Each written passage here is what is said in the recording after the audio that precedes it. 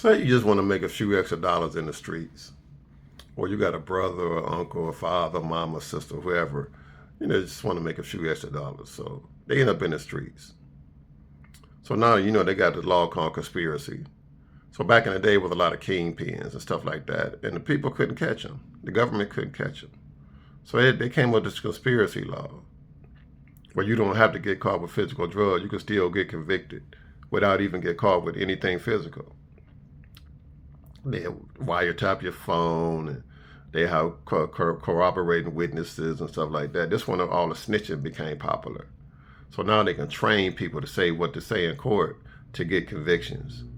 You know what I mean? So the conspiracy law is what everybody need to be liable to get rid of.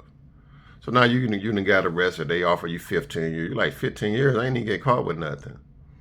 You know what I mean? So they got the guideline chart, 5 to 50 and 10 to life. So whatever crime you did that can get 10 years, you can get life also if you go to trial and lose. So people were doing it.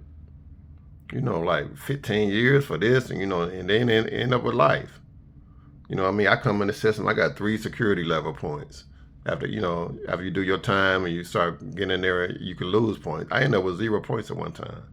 You got to have 22 points to go to the penitentiary. So they base that on, like I said, your age, are you in the gang, what was the distance between your previous conviction and stuff like that. And that's how they tally up your points.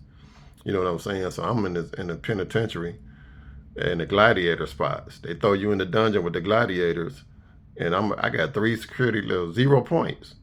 You know what I'm saying? Like, it don't make sense. This where the system is flawed. And you got a lot of people, when you're in an environment where you got to survive, you become where you at. So I had to become a gladiator just to survive. And luckily, I got in a couple of fights and I didn't get caught for it, but I know some guys that picked up a broom to defend themselves. You know what I mean? Or guys get caught with knives and stuff, because you around there, you with gladiators, and you have to be able to survive.